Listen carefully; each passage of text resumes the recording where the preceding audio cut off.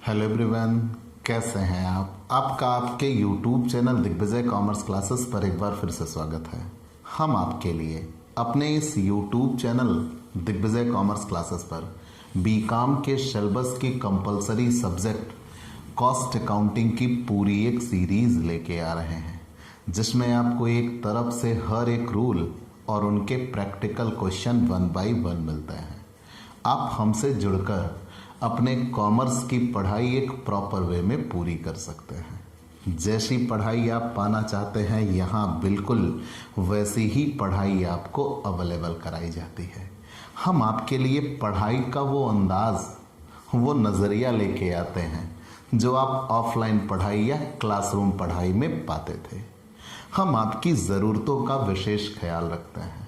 Specially अगर आप BCom या एमकॉम के छात्र हैं तो आपके जितने भी सब्जेक्ट बनते हैं, चाहे वो न्यूमेरिकल सब्जेक्ट हो या थ्योरेटिकल सब्जेक्ट हो, उनकी स्पेशल कोचिंग क्लासेस यहाँ इस यूट्यूब चैनल पर आपके लिए अवेलेबल मिलेगी।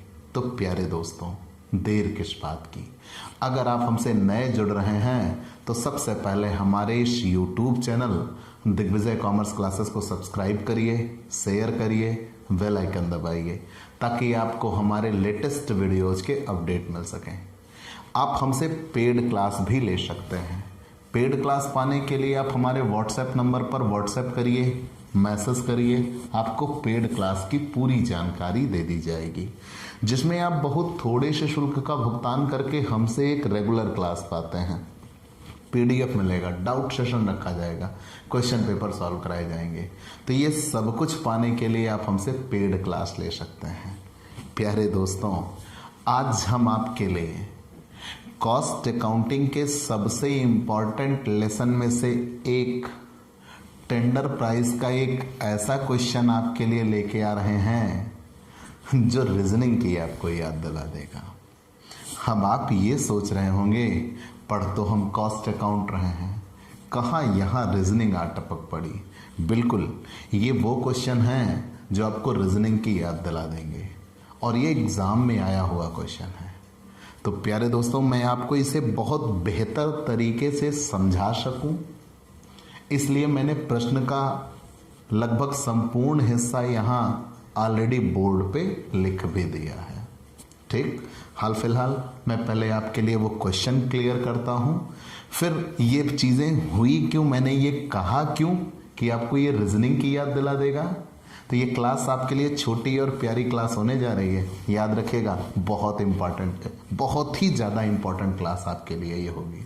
देखिए, इलस्ट्रेशन 11, एक कारखाने के उत्पादन लागत के तत्व 2014, 2015 तथा 2016 वर्ष के निम्न हैं। 2014, 2015, 2016 मटेरियल 2014 में 1,50,000, 2015 में 1,12,500, 2016 में 1,87,500। लेबर 67,000 2014 में, 2015 में 65,000 और 2016 में 69,000। कारखाना उपरिव्यय एवं शक्ति 30,000 2014 में, 22,500 2015 में और 37,500 2016 में। प्रशासन में 18,000 2014 में, 18,000 2015 में, 18,000 2016 में। बिक्री एवं वितरण व्यय 9,000 2014 में, 7,000 2015 में और 5,000 2016 में। उत्पादन टनों में 10,000 टन हुआ है 2014 में, 7,500 हुआ है 2015 में और 12,500 हुआ है 2016 में। उपरोक्त समंकों का परीक्षण करके आप यह बताइए कि 2017 वर्ष के समस्त अनुमानित उत्पादन 17,500 टन की पूर्ति का अनुबंध आप किस आधार पर व्यक्त करेंगे।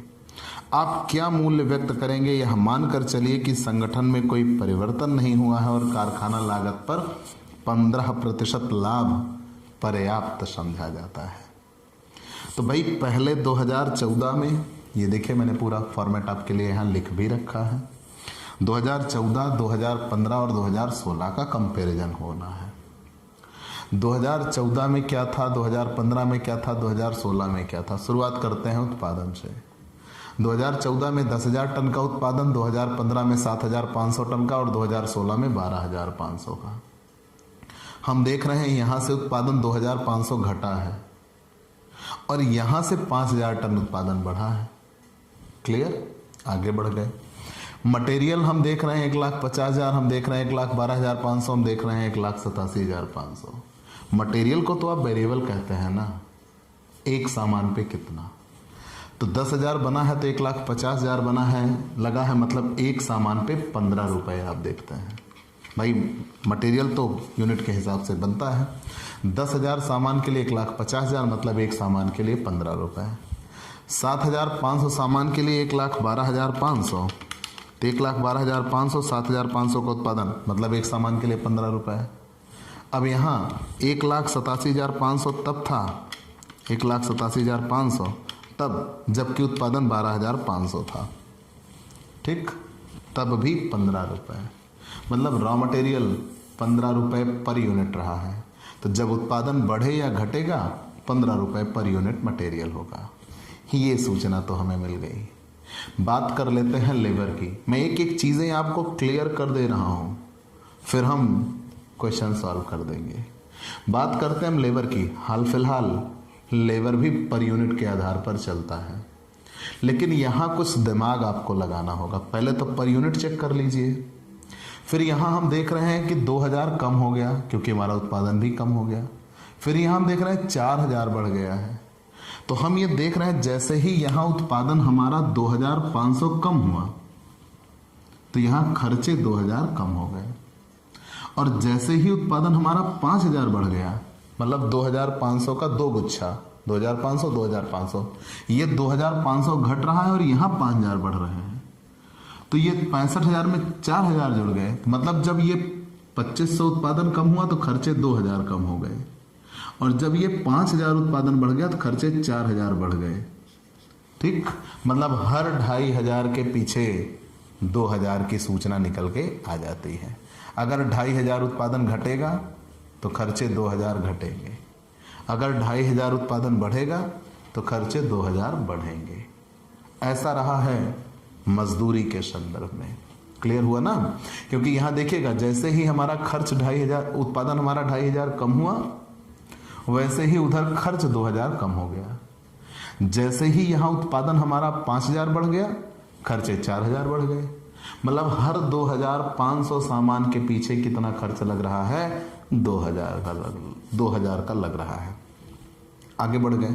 वर्क ऑन कास्ट 30,000 तब जब 10,000 सामान बनाए। आप पहले पर यूनिट के आधार पर निकाल लो, निकल सकता हो तो ठीक, नहीं तो फिर आप रीजनिंग अप्लाई करना। 30,000 तब जब 10,000 सामान बनाया, तो मतलब एक सामान के लिए 3 रुपए। 22,500 तब जब 7,500 सामान बनाया, मतलब एक सामान के लिए 3 रुपए। 37,500 तब जब 12,500 सामान बनाया, मतलब एक सामान के लिए 3 रुपए। तो अभी भी एक सामान के लिए 3 रुपए ही लगेंगे। एडमिनिस्ट्रेटिव तो 18,000 ही सब में रहे हैं। उत्पादन के बढ़ने और घटने पर ये आप प्रभावित रहे हैं, इनमें कोई परिवर्तन नहीं देख रहे। सेलिंग 2,000 पहले कम हुए हैं, फिर आगे 2,000 और कम हो गए हैं। चाहे उत्पादन घट रहा है चाहे उत्पादन बढ़ रहा है, हम देख रहे हैं सेलिंग खर्चे कम हो रहे हैं। पहले 2,500 उत्पादन कम हुआ था तो भी वो 2,000 कम हुआ, फिर आगे 5,000 बढ़ गया, फिर भी वो 2,000 कम हो गया। मतलब उनमें सिलसिलेवार तरीके से 2,000 की कमी की प्रवृत्ति पाई जा रही है। इतनी सूचनाएं तो हमने जान ली। अब हम सीधा 2017 में 17,500 वस्तु का उत्पादन हमें करना है, और कितने रुपए उत्पादन लागत आएगी यही आपको बताना है। ठीक, तो चलिए हम टेंडर प्राइस बनाते हैं। टेंडर प्राइस, ठीक, टेंडर प्राइस, टेंडर प्राइस या कैलकुलेशन ऑफ टेंडर प्राइस बोल दिया करिए, चॉइस इज योर। और वो भी कब? इन 2017 में हम बना रहे हैं। और मैंने एक एक चीज आपको क्लियर कट में समझा दी कि कौन सी चीजें कहाँ क्या होने जा रही हैं। ठीक, पार्टिकुलर। मैंने इसीलिए उस क्वेश्चन को लिख रखा था ताकि आप समझ सकें। यहाँ एक सूचना नहीं, 3 सूचना आपके लिए दी गई, उन्हीं को आधार मान के आगे बढ़िए। तो यहाँ मैंने भी बताया था ना, उत्पादन 10,000 है तब मटेरियल 1,50,000। तो उत्पादन 1,50,000 तब उत्पादन 10,000 मतलब 15 रुपये पर यूनिट। 1,12,500 तब उत्पादन 7,500 मतलब 15 रुपये पर यूनिट। 1,87,500 तब उत्पादन 12,500 मतलब 15 रुपये पर यूनिट। क्लियर? तो 15 रुपये पर यूनिट ही हो रहा है, तो यहाँ भी 15 रुपये पर यूनिट ही होगा। तो 15 रुपये पर यूनिट रॉ मटेरियल। अब हमें बनाना है 12,500 वस्तु बनानी है, 12,500 वस्तु बनानी है। तो रॉ मटेरियल एक सामान के लिए 15 रुपये, तो 12,500 के लिए कितने रुपए लगेंगे? 1,12,500 सॉरी, अब हमें 17,500 वस्तु बनानी है। 12,500 तो सूचना दी ही गई है, 17,500 वस्तु बनानी है। तो जब हमें 17,500 वस्तु बनानी है तो एक सामान के लिए 15 रुपये, तो 17,500 के लिए 2,62,500 मटेरियल। बात आई मजदूरी की। अब यहाँ पर यूनिट का हिसाब खत्म, रीजनिंग शुरू। यहाँ ये कहा था कि जब हमने उत्पादन 2,500 घटाया तो खर्च 2,000 घट गया, और जैसे ही उत्पादन 5,000 बढ़ाया खर्च 4,000 बढ़ गया। मतलब 2,500 के गुच्छे के लिए 2,000 बढ़ जाता है। तो अब हम 12,500 पे तो हैं। अब जैसे ही हम 2,500 उत्पादन बढ़ाएंगे तो टोटल उत्पादन हमारा कहाँ तक पहुँच जाएगा? 15,000। फिर जैसे ही 2,500 हम उत्पादन बढ़ाएंगे तो टोटल उत्पादन हमारा पहुँच जाएगा 17,500, जो कि हमारा टारगेट अचीव करना है। लेकिन यहाँ ये भी कहा है कि हर 2,500 के खर्च के लिए कितना बढ़ जाएगा? 2,000। हर 2,500 के खर्च के लिए कितना बढ़ जाएगा? 2,000। तो 69,000 तो हम पहुंच ही चुके थे तब जब 12,500 सामान बना था। 69,500 और प्लस 4,000 ये, तो टोटल खर्च होगा 73,500 मजदूरी पे। क्लियर? कैसे? कि जैसे ही 2,500 का खर्च कम हुआ 2,000 खर्च डाउन हो गया, और जैसे ही 5,000 का खर्च बढ़ा 4,000 खर्चे बढ़ गए। तो मतलब 2,500 के पीछे 2,000 की सूचना आती है। अगर 2,500 उत्पादन कम होगा तो 2,000 खर्च बढ़ जाएगा, कम हो जाएगा। 2,500 उत्पादन बढ़ेगा तो 2,000 खर्च बढ़ जाएगा। तो यहाँ 5,000 उत्पादन बढ़ रहा है, मतलब खर्च 4,000 बढ़ जाएगा। जोड़ देंगे प्राइम कॉस्ट, जोड़ देंगे तो प्राइम कॉस्ट। ठीक, जोड़ लगा लेते हैं।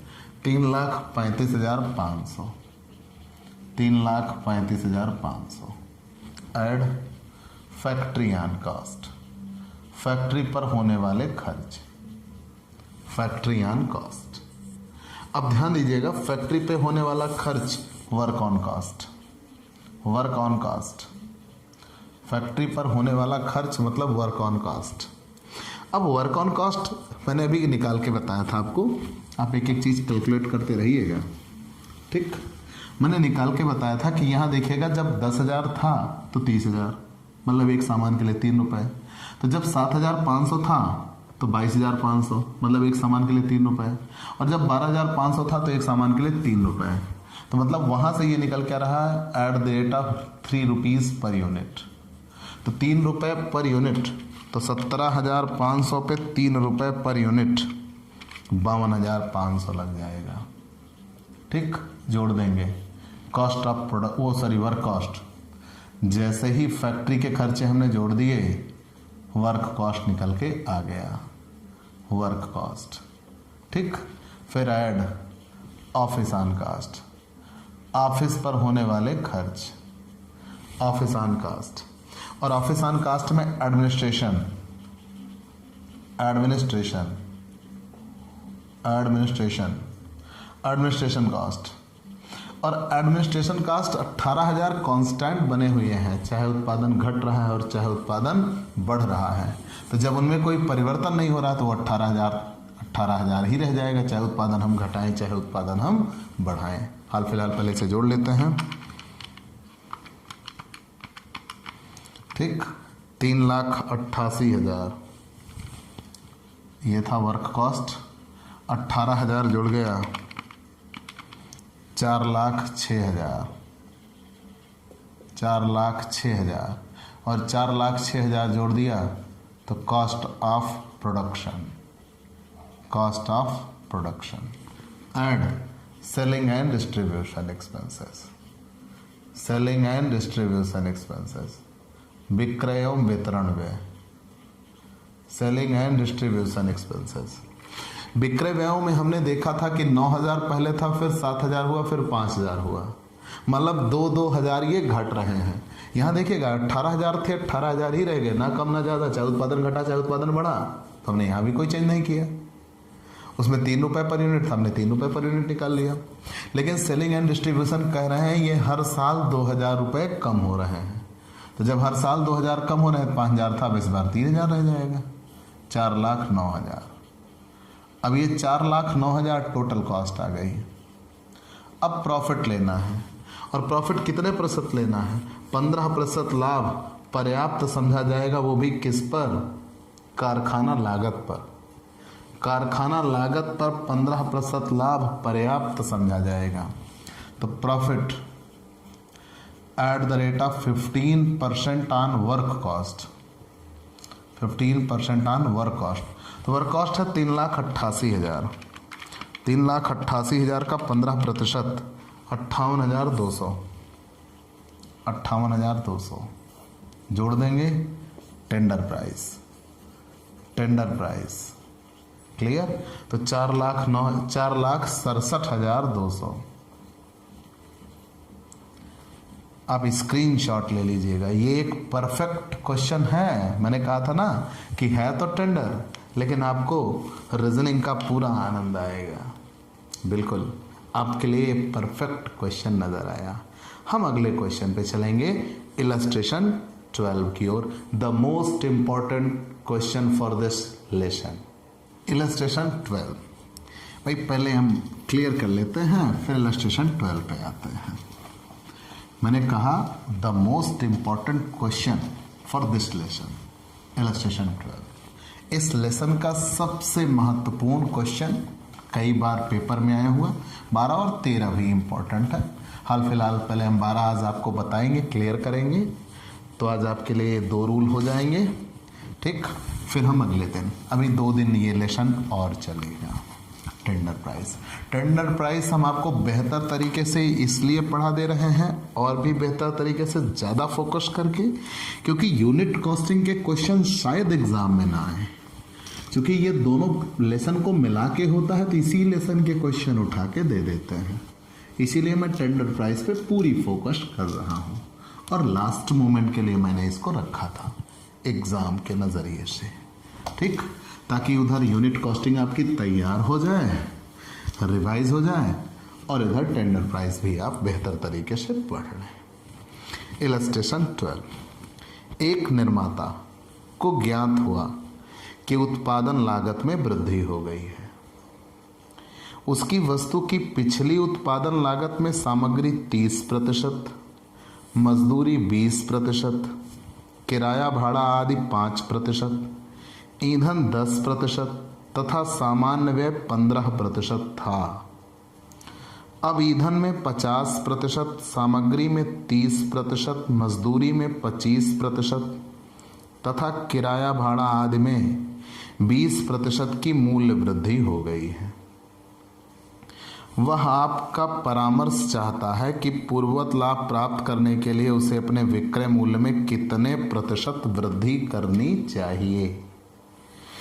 यहाँ पहले एक निर्माता ये देख रहा है, याद रखिएगा, एक निर्माता को ज्ञात हुआ कि उत्पादन लागत में वृद्धि हो गई, भाई मान लिया, तो अब वो अपने पुराने ख्यालों में लौट जा रहा है कि पहले उसको क्या हासिल हुआ था। तो यहाँ ये कह रहे हैं कि एक निर्माता को ज्ञात हुआ कि उत्पादन लागत में वृद्धि हो गई, लेकिन उसकी वस्तु की पिछली उत्पादन लागत में सामग्री 30% थी, पहले की जो सूचना है, मजदूरी 20% थी, किराया भाड़ा आदि 5%, ईंधन 10% और सामान्य व्यय 15% था।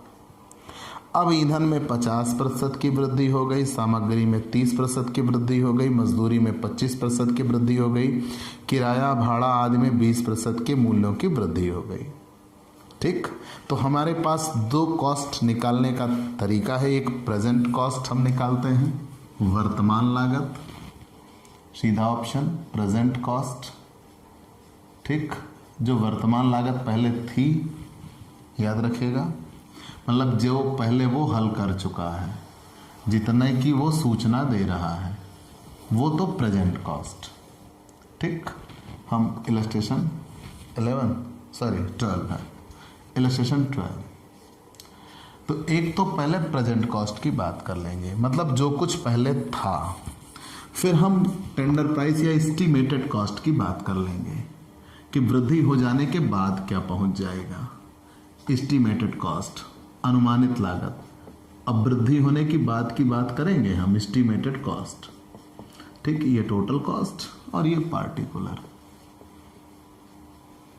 ठीक, टोटल कॉस्ट और पार्टिकुलर, इधर भी टोटल कॉस्ट और पार्टिकुलर, टोटल कॉस्ट और ये सॉरी, यहाँ पार्टिकुलर लिखना था भाई, sorry, it's my mistake, particular and इधर टोटल कॉस्ट। ठीक, इतनी बात तो हो गई। अब मैंने ये कहा कि एक उत्पादक अपने आप को ये देख रहा है कि उसके उत्पादन लागत में वृद्धि हो गई। मान लिया उसकी उत्पादन लागत में वृद्धि हो गई, लेकिन अब वो अपने पुराने दिनों पे लौट जा रहा है कि मटेरियल 30% लगा करते थे, मजदूरी 20% लगा करती थी, किराया भाड़ा 5% लगता था, ईंधन 10% लगता था और सामान्य व्यय 15% लगता था। ये पुरानी सूचना है। और अब ईंधन में 50% की वृद्धि हो गई, सामग्री में 30% की वृद्धि हो गई, मजदूरी में 25% तथा किराया भाड़ा में 20% की वृद्धि हो गई। याद रखिएगा, शुरुआती लाइन क्या लिखी है, एक निर्माता को ज्ञात हुआ कि उत्पादन लागत में वृद्धि हो गई है, उत्पादन लागत में वृद्धि हो गई है।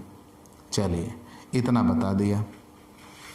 तो सबसे पहली चीज तो ये हम मान लेते हैं कि माना विक्रय मूल्य बराबर 100, माना विक्रय मूल्य बराबर 100, क्योंकि वो विक्रय संरचना दे रहा है।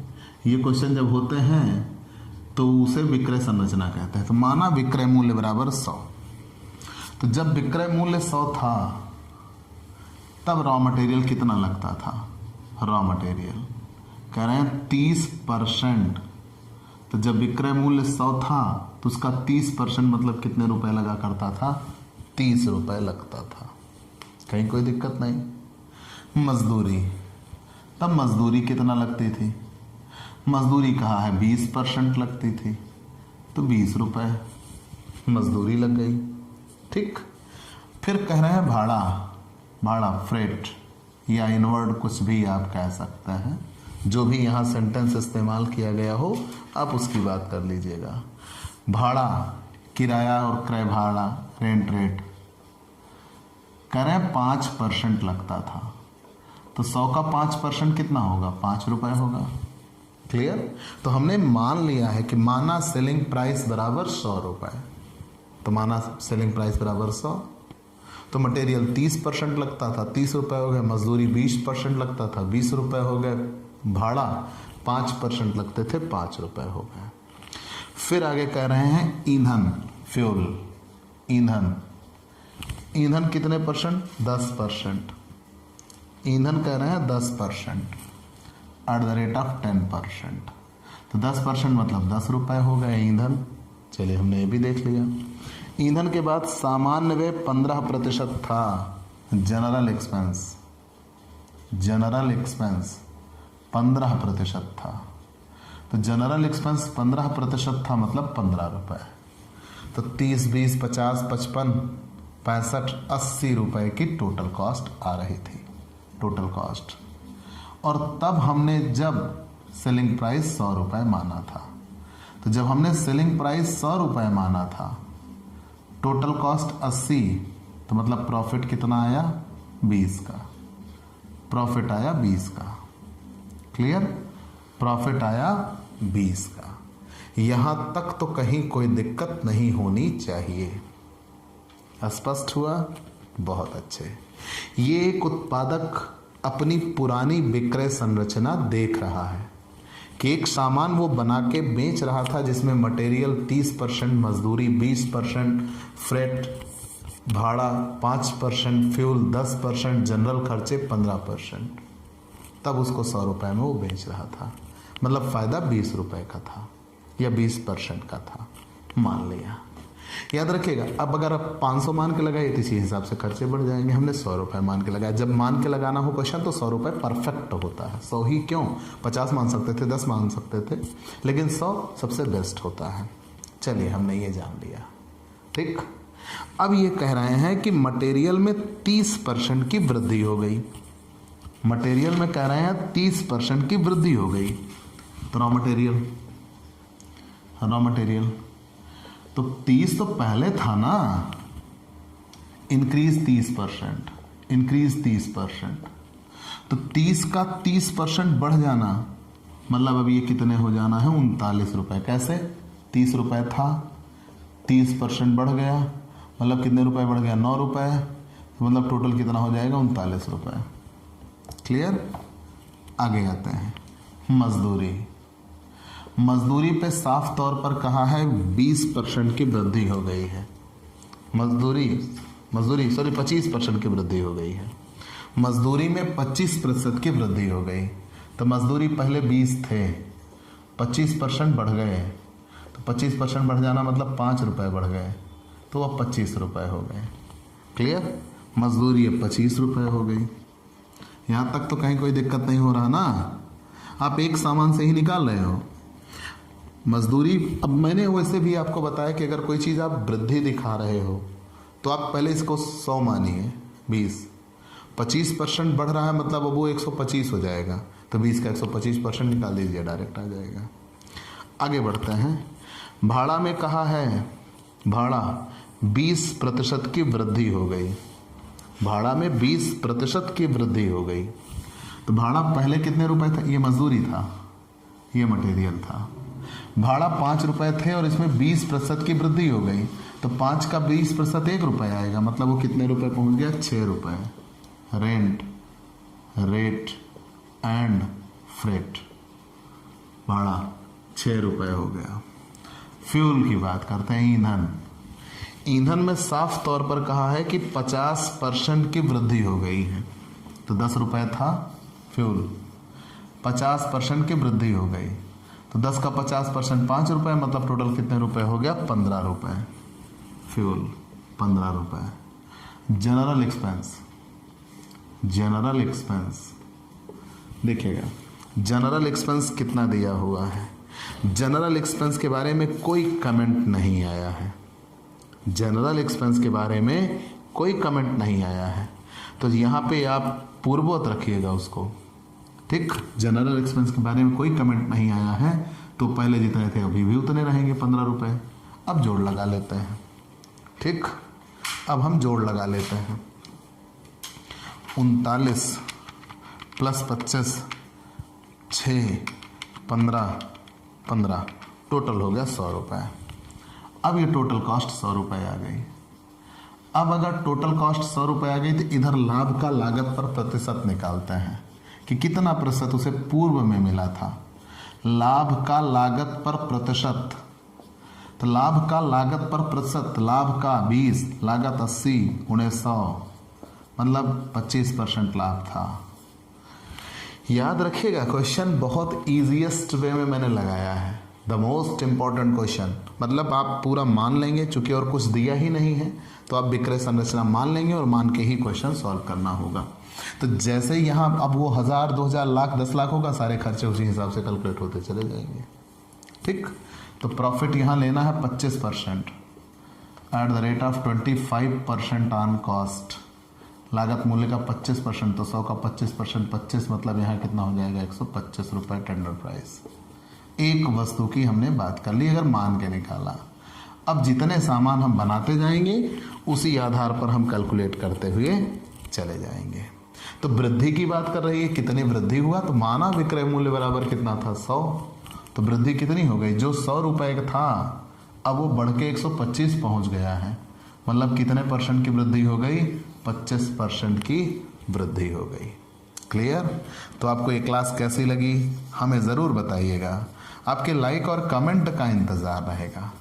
आप हमसे पेड क्लास ले सकते हैं और पेड क्लास पाने के लिए आप हमारे व्हाट्सएप नंबर पर व्हाट्सएप करिए, मैसेज करिए, आपको पेड क्लास की पूरी जानकारी दे दी जाएगी, जिसमें आप बहुत थोड़े से शुल्क का भुगतान करके हमसे एक रेगुलर क्लास पाते हैं। पीडीएफ मिलेगा, डाउट सेशन रखा जाएगा, क्वेश्चन पेपर सॉल्व कराए जाएंगे। तो ये सब कुछ पाने के लिए आप हमसे पेड क्लास ले सकते हैं। और स्पेशली अगर आप हमसे नए जुड़ रहे हैं तो सबसे पहले हमारे इस YouTube channel Digvijay commerce classes को सब्सक्राइब करिए, शेयर करिए, बेल आइकन दबाइए, ताकि आपको हमारे लेटेस्ट वीडियोज़ के अपडेट मिल सकें। तो आज की क्लास में इतना ही। अगले दिन नए टॉपिक के साथ फिर से मुलाकात होगी। चलते हैं दोस्तों, बाय बाय दोस्तों।